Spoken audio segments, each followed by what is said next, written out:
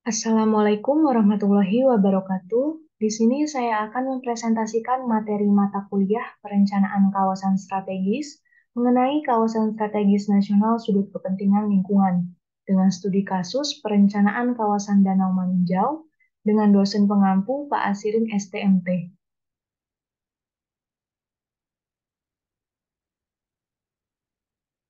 Sebelumnya, izinkan saya memperkenalkan diri. Nama saya Jihan Hairunisa dengan NIM 120220091 dari kelas R2. Selanjutnya terdapat daftar isi yang terdiri dari 1. Teori pembangunan berkelanjutan dan teori pengembangan ekonomi biodiversitas. 2. Definisi kawasan strategis nasional sudut kepentingan lingkungan. 3. Gambaran Danau Maninjau. 4. Gambaran rencana dan pengelolaan Danau Maninjau. 5. Ulasan kritis. 6. Usulan agenda kebijakan. 7. Agenda penelitian masa depan.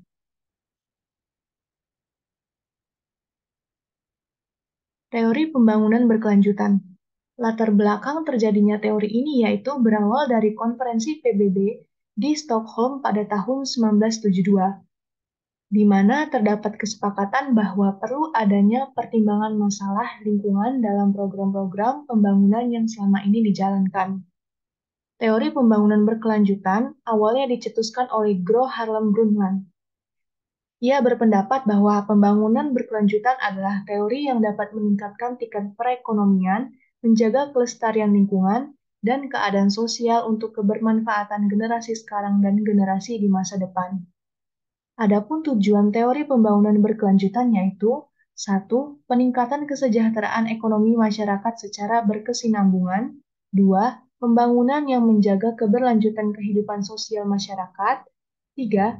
Pembangunan yang menjamin keadilan dan terlaksananya tata kelola yang mampu menjaga peningkatan kualitas hidup dari satu generasi ke generasi berikutnya. Selanjutnya terdapat teori pengembangan ekonomi biodiversitas. Latar belakang teori ini dimulai dari tahun 1988 ketika E.O. Wilson sebagai editor mempublikasikan proceeding berjudul Biodiversity yang merupakan hasil dari konferensi National Forum on Biodiversity yang dilaksanakan pada tahun 1986 di Washington DC, Harper dan Huxford 1994.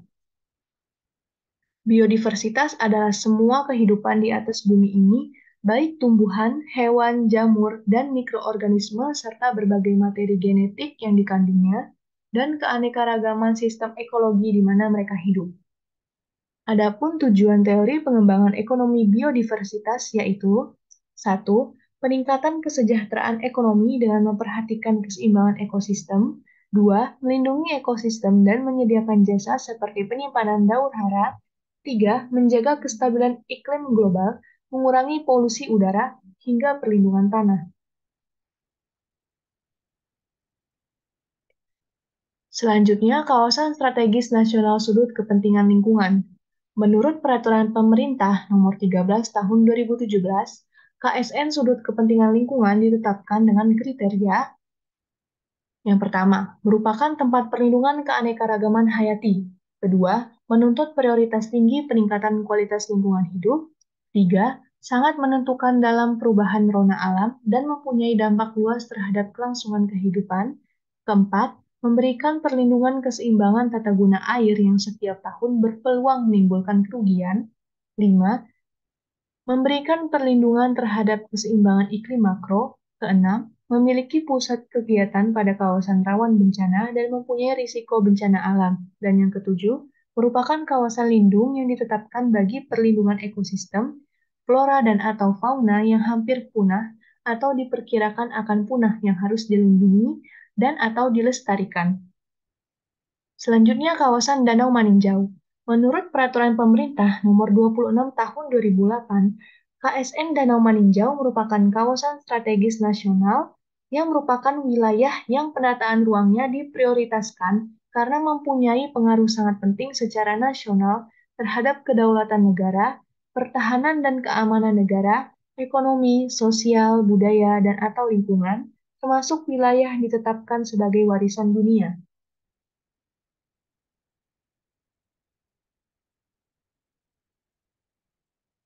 Selanjutnya terdapat gambaran danau meninjau. Profil singkatnya yaitu danau meninjau berarti pemandangan atau peninjauan dalam bahasa Minangkabau, yaitu sebuah danau kaldera di Kecamatan Tanjung Raya, Kabupaten Agam, Provinsi Sumatera Barat, Indonesia.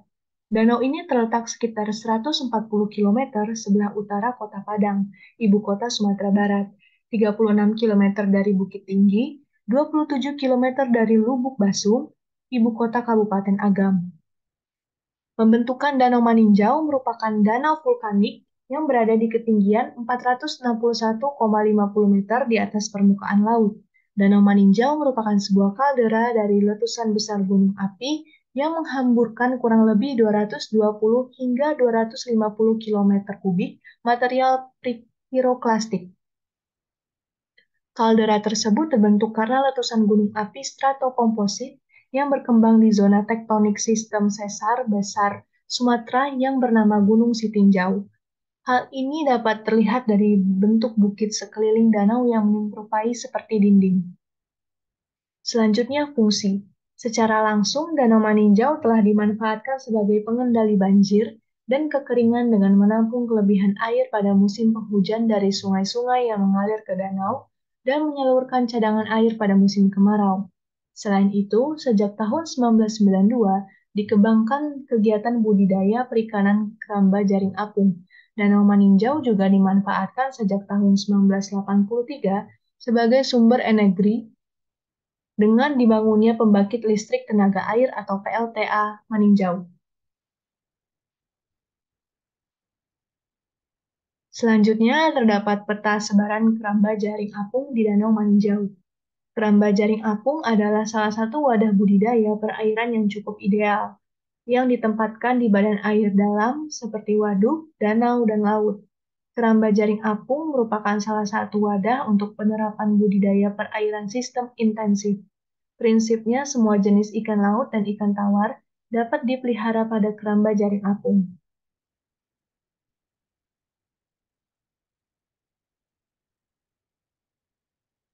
Kemudian terdapat gambaran rencana dan pengelolaan Danau Maninjau.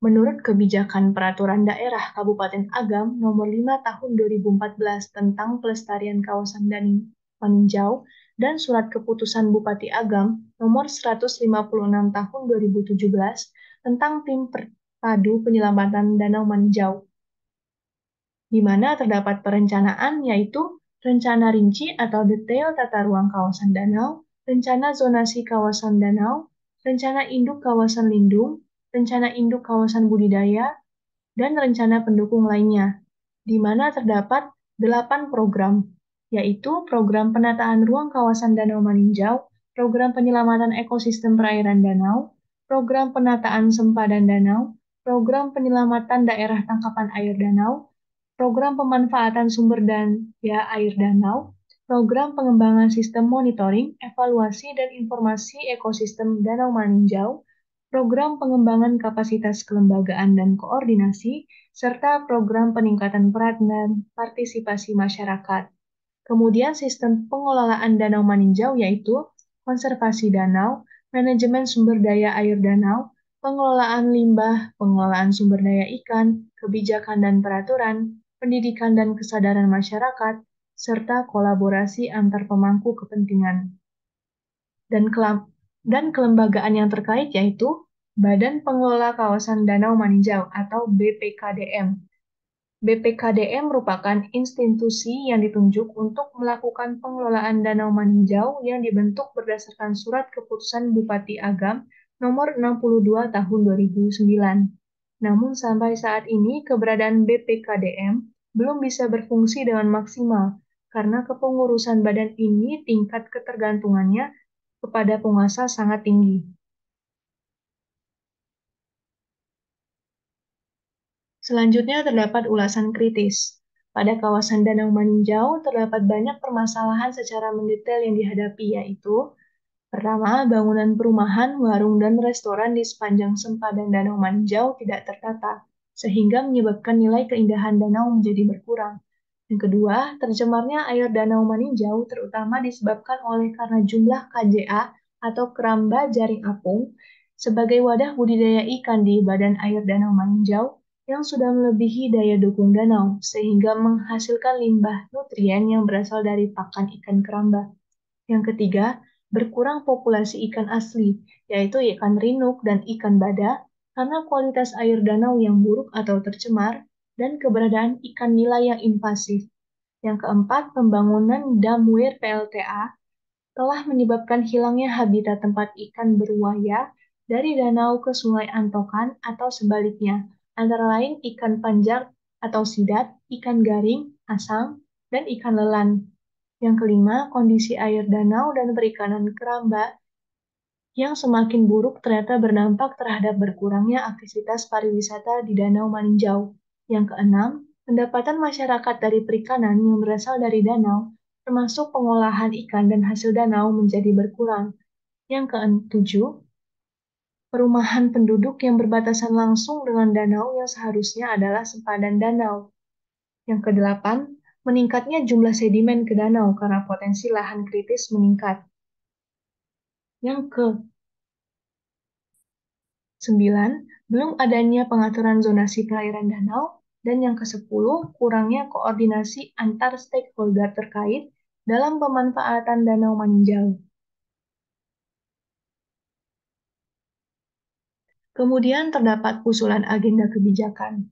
Usulan agenda kebijakan terlampir pada Peraturan Presiden Nomor 60 Tahun 2021 tentang penyelamatan danau prioritas nasional dengan target capaian tahun 2021 hingga 2041 sebagai berikut.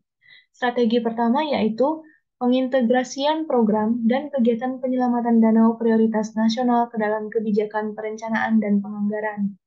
Strategi kedua yaitu pengembangan sosial ekonomi, penguatan kelembagaan, dan peningkatan peran pemangku kepentingan. Yang ketiga, penyelamatan ekosistem perairan, ekosistem sempadan, dan ekosistem daerah tangkapan air danau. Yang keempat, pengintegrasian program dan kegiatan penyelamatan danau prioritas nasional ke dalam penataan ruang. Dan yang kelima, penerapan hasil riset, pemantauan, evaluasi, dan pengembangan basis data dan informasi. Selanjutnya, terdapat agenda penelitian masa depan. Yang pertama yaitu kajian kualitas air Danau Maninjau dan Danau Rawapening melalui pendekatan indeks kualitas air. Yang kedua, upaya peningkatan budidaya ikan untuk stabilisasi perekonomian berbasis masyarakat dalam pelestarian Danau Maninjau. Yang ketiga, tingkat partisipasi masyarakat dalam program penyelamatan dan pengelolaan lingkungan berkelanjutan Danau Maninjau. Yang keempat, pemanfaatan dan peran komunitas lokal dalam pelestarian Danau Maninjau. Dan yang kelima, pemetaan kedalaman perairan Danau Maninjau dengan algoritma empirical bathymetry method pada citra Sentinel-2A.